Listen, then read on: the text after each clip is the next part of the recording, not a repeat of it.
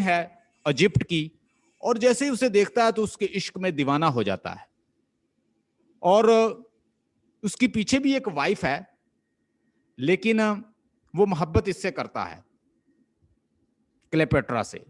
क्लेयोपेट्रा is very beautiful lady and he fall in love with her and now he is not going back to room. बात को गौर से समझिएगा। मैंने जब आपके साथ डिस्कस किया था वो प्रीवियस प्ले, तो मैंने आपको बताया था कि उसका एक बेटा था ऑक्टिवियस। पहले कैरेक्टर समझ लीजिए। अब मैंने आपके साथ एक कैरेक्टर डिस्कस किया था, उसका नाम था पंपे। पहले मैंने ग्रेट पंपे जो पहले फाइट की थी जूलियस सीजर से, वो हार गया था। हाँ जी, आप मुझे सुन रहे हैं? काइंडली मुझे बताइएगा। You both are present? Yes sir. Where are you people? ताकि मुझे पता चले, मुझे कोई सुन भी रहा है, मुझे जरा आप कोई फीडबैक दें कि जो हमने पीछे डिस्कस किया उसमें हमने एक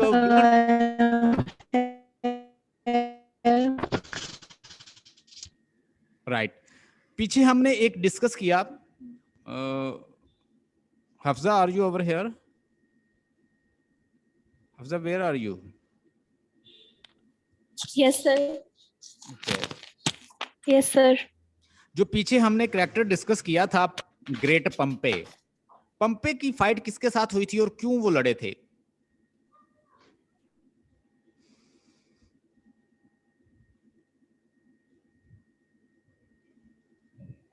सर मेरा तो उस टाइम डिस्कनेक्ट हो गया था ना, काफी देर के बाद मैंने ज्वाइन किया था। ओके।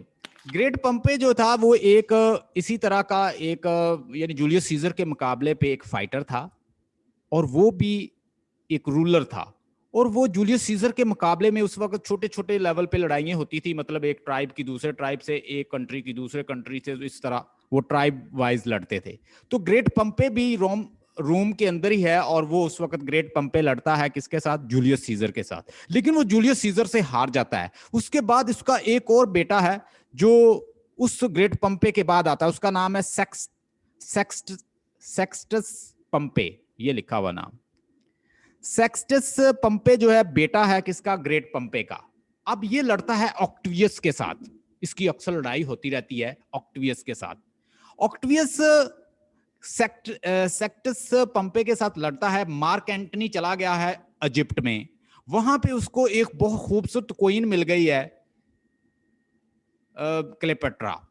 क्लेयोपेट्रा की मोहब्बत में वो दीवाना हो जाता है, और वहां ही उसने स्टे कर दिया है, और उसके साथ ही उसके लिए लड़ रहा है, उसके लिए फाइट कर रहा है, उसके पीछे पीछे फिर रहा है। और उसको बहुत सारे मैसेंजर और सोल्जर उसके पीछे आते हैं कि तुम्हें जरूरत है जूलियस सीजर के बेटे ऑक्टिवियस की, तुम वापस आओ ताकि हम लड़ें किसके साथ? सेक्सटस पंपे के साथ, जो बार बार हमले कर रहा है ऑक्टिवियस के ऊपर। ऑक्टिवियस किसका बेटा है? जूलियस सीजर का। अब वहां पे रोम पे वो रूलर है। ऑक्टिवियस बार बार अपने सोल्जर भेजता है, कभी वो मैसेंजर भेजता है, लेकिन इसको इग्नोर कर देता है जूलियस सीजर, और इसको इग्नोर कर देता है मार्क एंटनी। एंटनी मोहब्बत में दीवाना है क्लेयोपेट्रा की, और वो इजिप्शियन में ही स्टे किए हुए है। और इसके बाद वो एक और सोल्जर भेजता है। अल्टीमेटली फैसला करता है, एंटनी फैसला करता है कि वो एक दफा वापस जाएगा और देखेगा कि प्रॉब्लम क्या है। अब ये तीनों बंदे एक तरफ हैं, और दूसरी तरफ है सेक्सटस पंपे। ऑक्टेवियस, लिपिडस और एंटनी, ये कैरेक्टर सुन लें, ये दोनों पहले फ्रेंड थे, क्योंकि ये तो वैसे ही दोस्त है किसका? ऑक्टेवियस बेटा है किसका? जूलियस सीजर का। और एंटनी जो है ये फ्रेंड था जूलियस सीजर का। तो अब डेफिनेटली ये सपोर्ट इसकी करता है, लेकिन ये इस शहजादी के इश्क में दीवाना है, और ये वहां ही पे ही स्टे किए हुए है। लिपिडस जो है वो रिकमेंड करता है ऑक्टिवियस को कि किसी तरह से एंटनी को वापस बुलाया जाए, और ये क्यों वहां पे अपना टाइम वेस्ट कर रहा है और इजिप्ट में क्लेयोपेट्रा के इर्द गिर्द फिर रहा है। क्योंकि एक फाइटर को, और एक बहुत बड़े फाइटर को, एक सोल्जर को, वॉरियर को ये चीजें जेब नहीं देती कि वो किसी औरत के इश्क में दीवाना होके फिरता रहे। तो किसी ना किसी तरीके से उसको वापस बुलाया जाए। एनी हो, मार्क एंटनी फैसला करता है कि वो क्लेयोपेट्रा को छोड़ के वापस चला जाएगा। क्लेयोपेट्रा उसे बड़े तरीकों से मना करती है कि वो उसे छोड़ के ना जाए, वो उसके बगैर नहीं रह सकती। क्लेपेट्रा उसे बार बार कहती है, लेकिन वो कहता है कि वो एक दफा जाएगा, लेकिन वो पता करके फिर वापस आएगा कि असल में रूम में चल क्या रहा है। रूम में उस वक्त लड़ाई हो रही थी ऑक्टेवियस की और सेक्सटस पंपे की। तो इस वजह से क्लेपेट्रा उसे मना करती है, लेकिन वो उसकी बातों में नहीं आता, वो उसे छोड़ के चला जाता है। एनी हो, क्लेपेट्रा को अब टाइम पास करने के लिए कोई चाहिए, तो वो एक डांसर होता है वहां पे, एक डांसर टाइप एक आदमी है, उसके साथ अपना टाइम स्पेंड करती रहती है।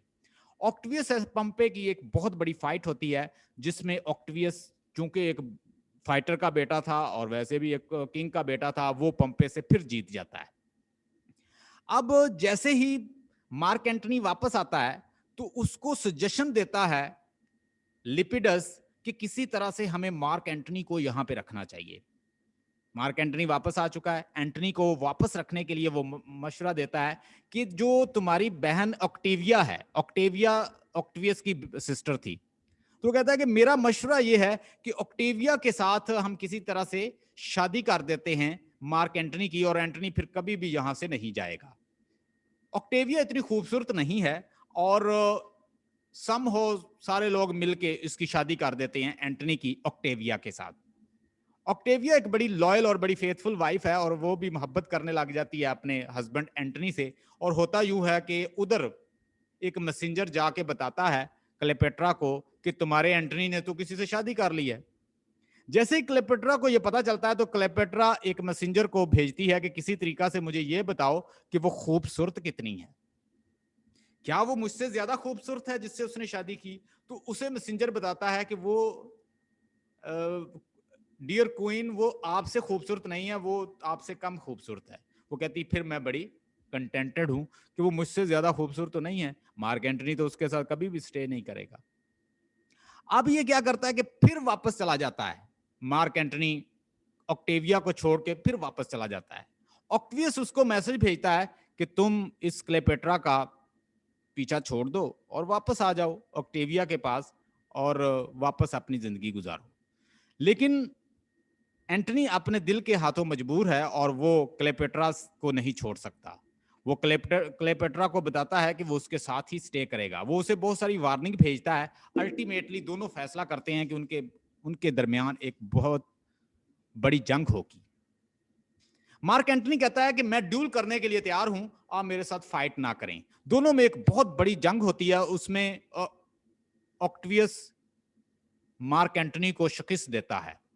उनकी एक फाइनल जंग समुद्र के अंदर होती है, और उस सी के अंदर भी वो उसको मात देता है। मार्क एंटनी फैसला करता है कि वो उसके साथ ड्यूल करेगा, तो आगे से ऑक्टेवियस कहता है कि वो ड्यूल करने के लिए तैयार नहीं है, वो उसकी फोर्स के साथ लड़ेगा।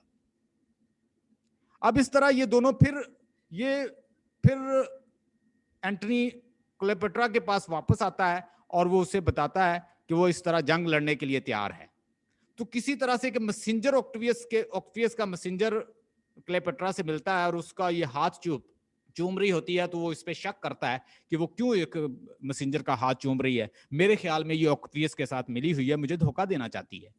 तो इसी तरह ये फिर एक जहाज के ऊपर लड़ने के लिए समंदर के अंदर लड़ने की कोशिश करता है, उसमें फिर ये हार जाता है, और सारा ब्लेम क्लेपेट्रा के ऊपर देता है। क्लेपेट्रा उसके साथ नाराज हो जाती है, और जबकि उसको दूसरे फ्रेंड जो हैं वो उसे समझाते हैं कि ऐसी कोई बात नहीं है, लेकिन क्लेपेट्रा उसके साथ नाराज हो जाती है, और उसके साथी मशवरा देते हैं क्लेपेट्रा को कि अगर तुम वाकई मार्क एंटनी के दिल में मोहब्बत रखती हो, या तुम्हारी कोई वैल्यू उसके अंदर है, जैसे उसने तुम्हें स्कॉल्ड किया है, तो हम एक ड्रामा करते हैं तुम्हारे मरने का, देखते हैं कि होता क्या है।